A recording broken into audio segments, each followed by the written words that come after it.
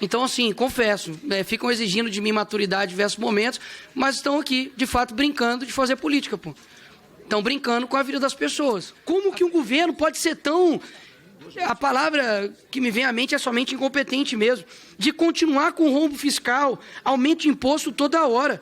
Vocês têm um aumento recorde de arrecadação. Falou-se do governo anterior, não vou nem citar aqui para poder falar como se estivesse polarizando, mas o governo anterior, você sabe muito bem o nome de quem é, deixou um superávit de 54 bilhões, ok? 54 bilhões. Vocês estão ajudando muita gente. Com toda a inflação, com toda a roubalheira, com o roubo do INSS. Vocês estão ajudando demais a gente. Porque é um pouco de molecagem, sabe? Isso não é bom para a democracia. Então, já que eles não estão aqui, quem sabe vocês mandem o recado para o Nicolas e para o Jordi aprender um pouco das contas públicas brasileiras. Vamos começar a falar sério aqui, né? Em 2022, eles estão alegando que teve um superávit primário. Por favor, doutor, ouça. Em 2022, o Jordi e o Nicolas falaram que teve superávit primário. A que custo? Vamos lá. O Bolsonaro deu um calote nos governadores. Tomou o ICMS sobre combustíveis dos governadores com a promessa de pagar. Quem pagou foi o governo Lula em março de 2023. 30 bilhões de reais. 30 bilhões de reais que o governo Lula, o presidente Lula, teve que pagar em março de 2023 para indenizar os governadores da barberagem do governo Bolsonaro no ano anterior, que para baixar o preço da gasolina artificialmente tomou esses 30 bi dos 27 governadores do país.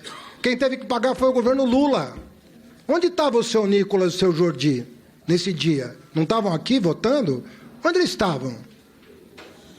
O superávit primário de 22 também se deveu ao calote de precatórios, que somado com o calote de 24, porque não estava no orçamento de 24, e nem no de 23, e nem no de 22, foram 92 bilhões a mais. Onde estava o deputado Jordi e o deputado Nicolas quando o presidente Lula, em 2023, teve que pagar o calote de precatórios do Bolsonaro? O superávit de 22 também teve outras duas razões. A barberagem da venda da Eletrobras vendeu na Bacia das Almas, uma das empresas mais importantes do Brasil, e depenaram a Petrobras com a distribuição de dividendo que superou 200 bilhões de reais num único ano de distribuição de dividendo. Queridos amigos e amigas, assim qualquer um faz superávit primário. Dando calote, vendendo patrimônio público, tomando dinheiro de governador. Esse é o padrão de qualidade econômica do governo Bolsonaro. Deve ser uma grande brincadeira o que o Nicolas e o Jordi falaram. Uma grande brincadeira. Isso não é sério. Isso não é correto. Querer fazer o Bolsonaro passar como estadista, nós vamos ter vergonha há muito tempo. Do quadro dele está na galeria dos presidentes da República. É um absurdo o que esse homem fez em 2022 para ganhar a eleição e perdeu. Vem falar de barberagem por causa de fake news de Pix, com o patrocínio das Big Techs para atingir 300 milhões. Não tem 300 milhões de pessoas no mundo que falam português? Olha, isso... Nós estamos aqui com gente séria. Todo mundo que falou aqui está procurando um caminho para o país. Está procurando fazer um encontro de contas, botar as cartas na mesa.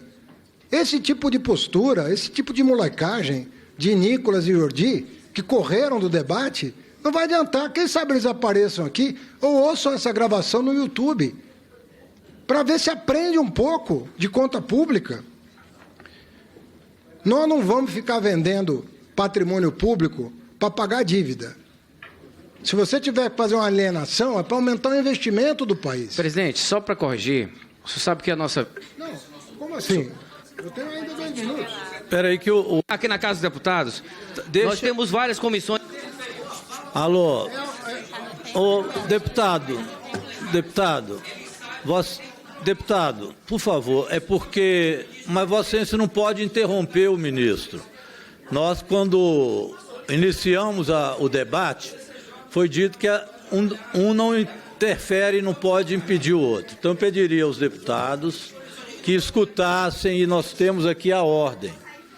Então, vamos ao ministro, por favor. Peço aos deputados não interromper.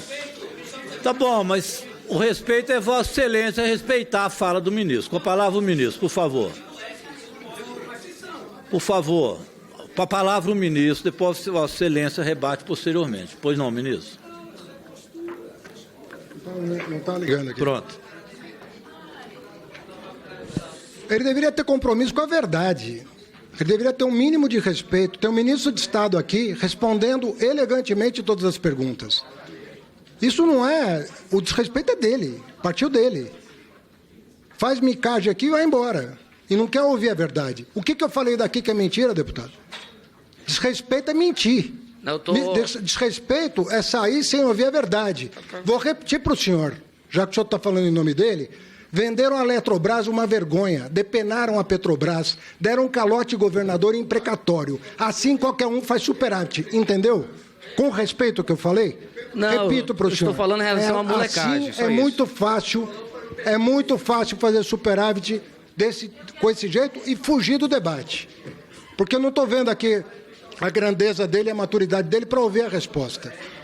E eu estou afim do debate. Eu vim aqui com humildade, expor os números da economia brasileira em respeito a esse parlamento, que eu não paro de elogiar. Mas não é essa postura que se espera de uma pessoa com tantos seguidores, em respeito até a rede social dele, deveria me ouvir e colocar a pergunta dele e a resposta minha, para que o país inteiro pudesse saber o que aconteceu em 2022. Será feito. Aí nós vamos crescer como país. Aí nós vamos crescer como país. Bom, eu fico por aqui. Obrigado, deputado Renildo. O lucro líquido das 387 companhias abertas não financeiras subiu 30% para 57 bilhões. Então, de onde vem esse discurso? Que o Brasil está quebrado, que é só crise. E o discurso reiterado, eu vejo nos fóruns de debate econômico, é ajuste fiscal, é ajuste estrutural. Eu pergunto aos senhores, isso aqui não é um ajuste estrutural? Há uma discussão falsa em que dizem o seguinte, olha, está sendo tudo pelo lado da receita. Senhores, benefícios tributários são gastos. Gastos tributários são despesas que estão sendo cortadas. Eu falo tudo isso porque acompanho esse debate. É o déficit, a gastança do governo federal. Todos aqui sabem, o ministro sabe, que eu tinha muitas críticas ao arcabouço, ao déficit. Eu dizia que não ia dar, mas o senhor cumpriu no ano passado. Senhores, o que me irrita um pouco, deputado Renildo, é que setores do mercado desconsideram isso. A gente sai de um déficit primário de 2,12% para 0,09%. Foi um dos maiores ajustes que aconteceram no mundo. E não me venham falar do orçamento. Nós tivemos superávit no último ano do governo Bolsonaro e falar da PEC da transição. Sabe o que eles fizeram para o orçamento nosso do primeiro ano, deputado Mauro Benevides? A previsão de receitas, que era de 18,4, reduziram para 17. Você tinha que acabar o programa social, tinha que acabar a Bolsa Família. Por isso, houve, naquele momento, aquela PEC da transição.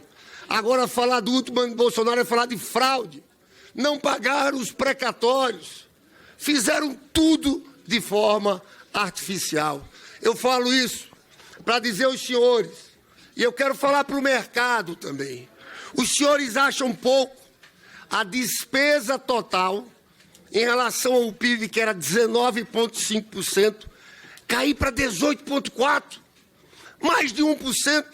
Agora, aqui nós temos que fazer uma escolha, porque foi feito, nós temos que discutir 50 bilhões a partir do relatório. O governo bloqueou 10 e contingenciou 20. Quem paga mais numa situação como essa? É corte no orçamento, Mauro Benevides.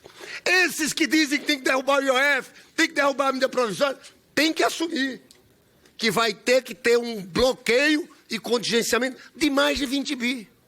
Porque, na verdade, o discurso deles é fácil. É de defesa dos ricos. É de defesa desses setores econômicos que aqui se movimentam. Infelizmente, o povo pobre brasileiro não consegue ter uma mobilização e uma pressão tão grande. Não me engano. Estão defendendo esses que não aceitam uma proposta moderada. A proposta do ministro Haddad é moderada em todos os pontos. Eu acompanhei o debate sobre o IOF. Quero elogiar sua capacidade de negociação, de recuar em pontos, como no risco sacado. Mas devo dizer uma coisa. Eu vi os bolsonaristas falando. Você sabe quanto era o IOF dele para cartão de crédito em viagem ao exterior? 6,38. Em nenhum momento mexeram. Tiveram a coragem, a cara de pau, de fazer um decreto para diminuir no outro governo. 5,38, 4,38, 3,38. Nós ficamos em 3,5. É falso o argumento que é só um imposto regulatório. Se os senhores, é regulatório sim, mas no artigo 2º da lei que criou o IOF, diz o seguinte, e foram literalmente usados em todo o governo, que pode haver reajuste, aumento da tributação por questões fiscais e monetárias. Está escrito na lei do IOF. Mas eu vou às propostas, ministro. Benefícios tributários.